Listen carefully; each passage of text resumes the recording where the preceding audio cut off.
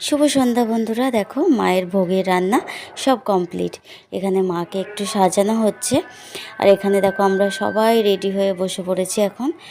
এখনই অঞ্জলি শুরু হবে, পুজো শুরু হবে। আর দেখো এখানে বসে বসে ঠাকুরের জন্য মালা গাঁথা হচ্ছে।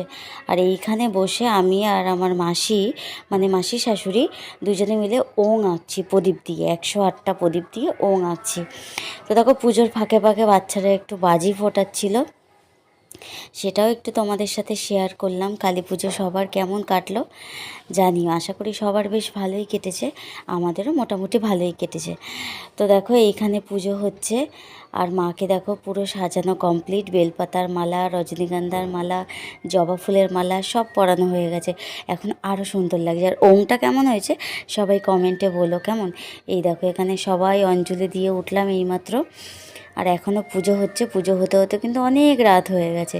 আর এইখানে দেখো বাজি ফোটানোও মাঝে মাঝে হচ্ছে, সেটাও তোমাদের সাথে শেয়ার করছি। কারণ বাচ্চা থাকলে তো বাজি তো ফোটানো হবেই বলো। ওরা তো দেরি একদম সহ্য করতে পারছে না। আর দেখো এখন বাজে রাত্রি 12:30। এখন এখানে যজ্ঞ হচ্ছে। তারপর আমরা সবাই খেতে বসলাম।